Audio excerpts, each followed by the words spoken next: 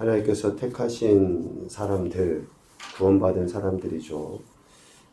그들의 삶의 태도는 분명해야 됩니다.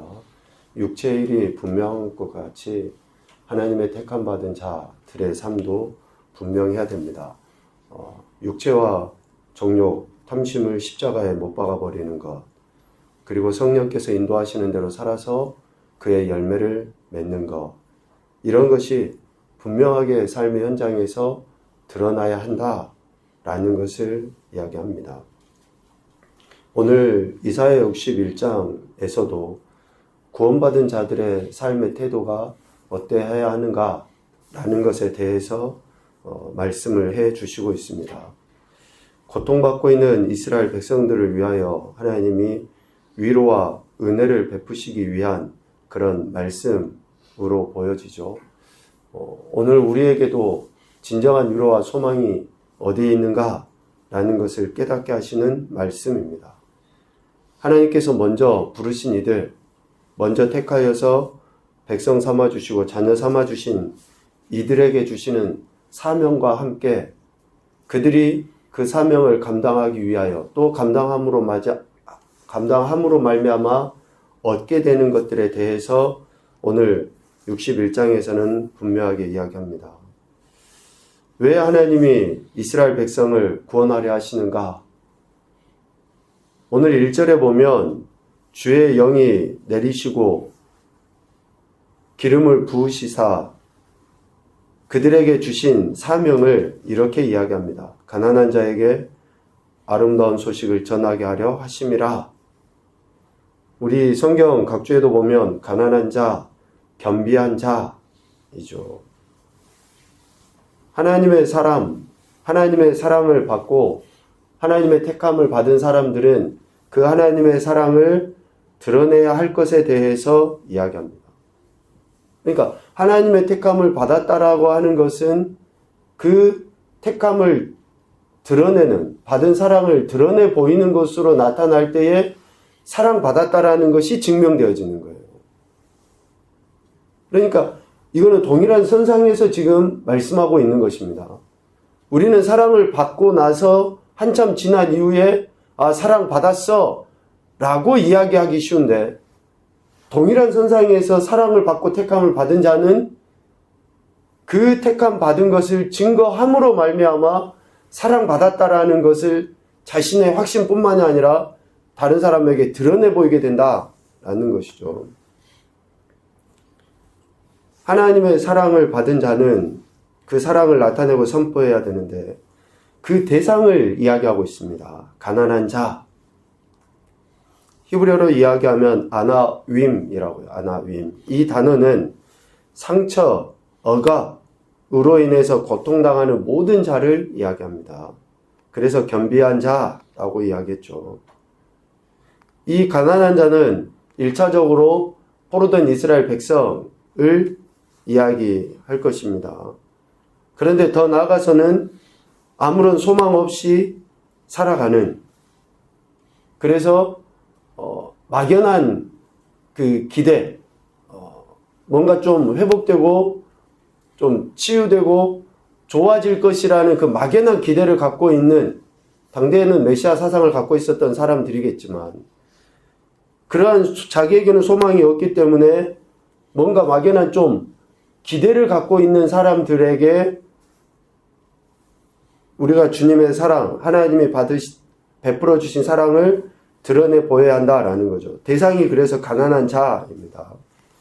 가난한 자의 범주를 오늘 본문을 통해서 살펴보면 1절에 마음이 상한 자, 포로된 자, 갇힌 자가 가난한 자이죠. 2절에 보면 모든 슬픈 자, 3절에도 슬퍼하는 자, 5절에도 보면 외인, 이방 사람, 이렇게 이야기합니다. 이런 모든 사람들이 지금 가난한 자의 범주 안에 들어가는 거예요. 그러니까 결국 어쩌면 가난한 자는 남녀노소 빈부귀천을 막론하고 모두예요. 부자라고 근심 걱정이 없습니까? 또 명예가 있다고 해서 슬픈 일이 없냐고요. 그러니까 모든 사람들이에요. 모든 사람들. 누구든지 영과 육이 피폐해 있는 모든 인생을 가난한 자라고 이야기합니다. 그들 모두는 분명한 소망이 필요하죠. 그 소망을 메시아로 인해서 그들의 소망이 실제가 되는 거예요. 실제.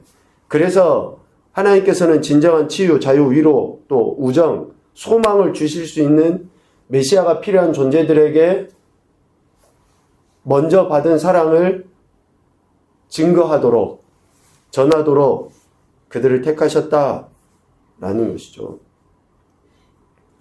이러한 가난한 자들이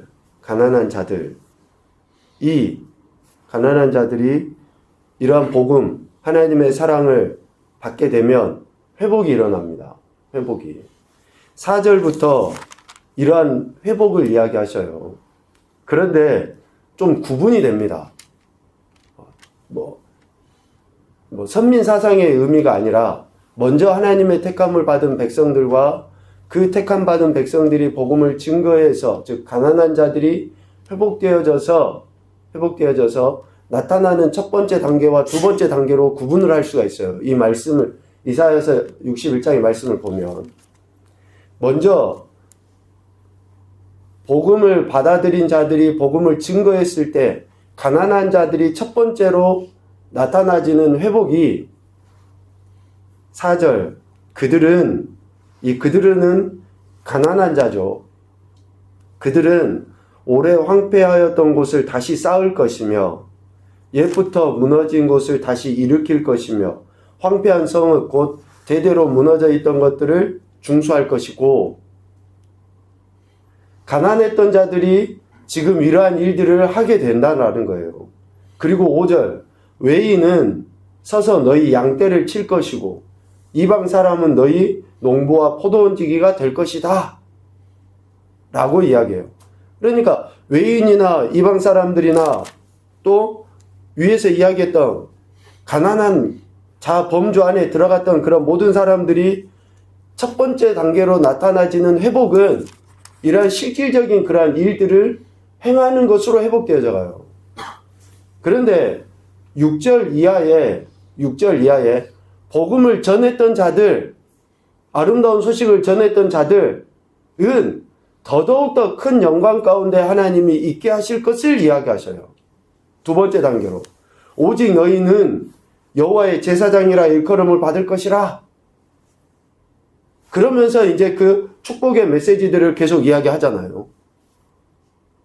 그러니까 우리가 복음을 지금 증거해야 될 핵심적인 이유는 뭡니까? 하나님이 우리에게 베풀어 주신 사랑, 우리가 받은 것에서 머물지 아니하고 사랑을 증거함으로 말미암아 우리가 첫 번째 단계의 복이 아니라 두 번째 단계의 복인 영적인 제사장으로서의 그 놀라운 은혜를 경험하게 된다라는 거예요. 불리움을 받게 된다라는 것을 이야기합니다.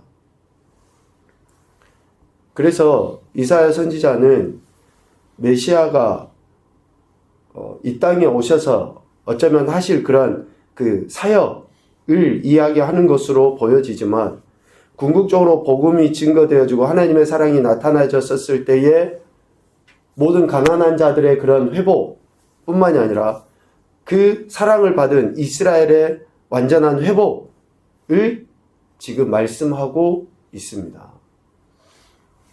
그래서 하나님의 택함을 받고 오늘 우리가 그리스도인 됐다, 또 그리스도의 중심의 삶을 산다 라고 하는 것은 이러한 하나님의 사랑, 하나님의 은혜를 드러내는, 증거하는 삶을 살아야 한다라는 것을 이야기합니다.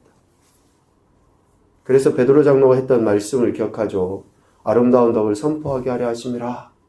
왜 우리를 왕같은 제사장 되게 하셨고 그의 소유가 된 백성이 되게 하셨는가?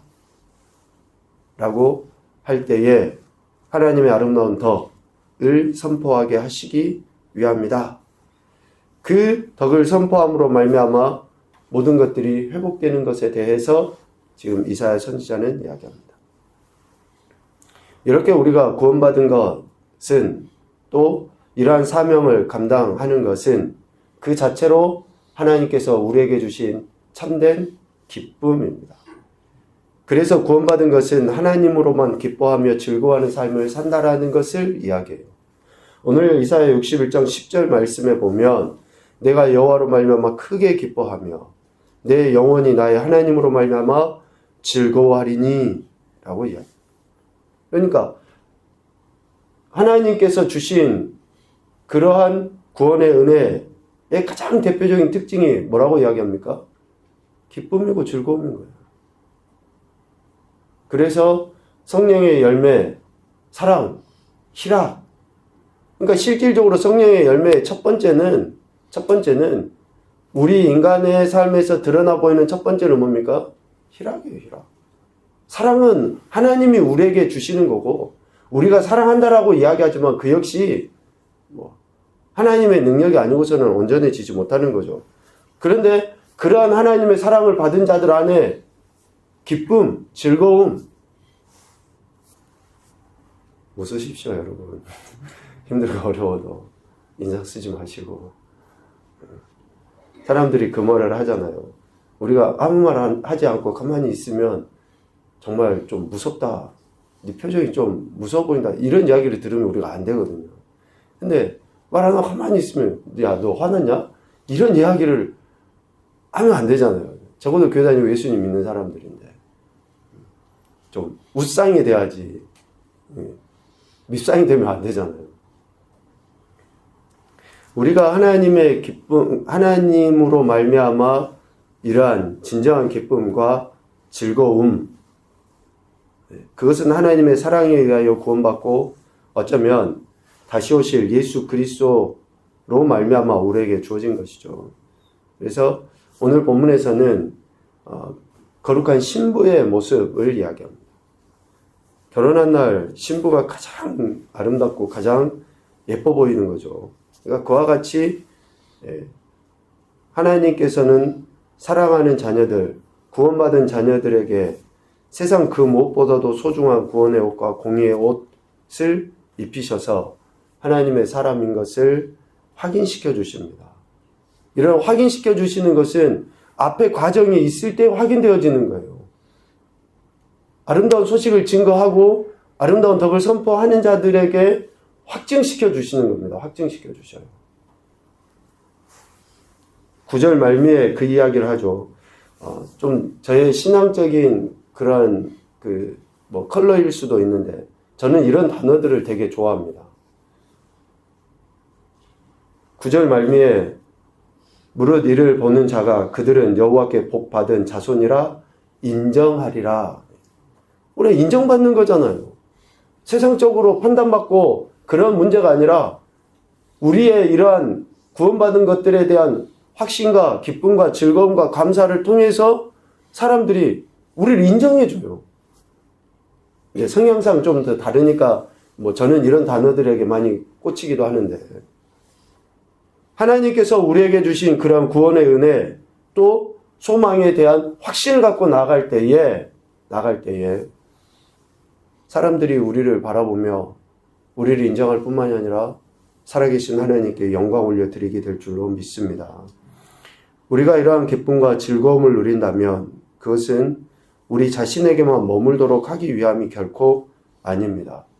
우리 삶의 현장에서 만나게 되는 가난한 자, 이러한 기쁨과 소망을 잃어버리고 살아가는 자들에게 아름다운 하나님의 덕, 즉 구원의 은혜, 완전한 왕으로 오실 예수 그리스도를 증거하도록 하기 위해서 우리에게 이런 기쁨과 즐거움을 허락하신 줄로 믿습니다. 오늘도 저와 여러분이 그리스도인이라는 것은 또 그리스도의 중심의 삶을 산다는 것은 이 영적 제사장의 사명을 감당해서 이 땅의 가난한 자들에게 이런 구원의 복된 소식을 증거하도록 하시기 위한 하나님의 뜻이라는 것을 잊지 않았으면 좋겠습니다. 매 순간순간 우리에게 주신 구원의 은혜를 증거하심으로 하나님의 영광을 나타내시고 그 자체로 기쁨이 충만한 삶이 되실 수 있기를 주님의 이름으로 축복합니다. 아멘.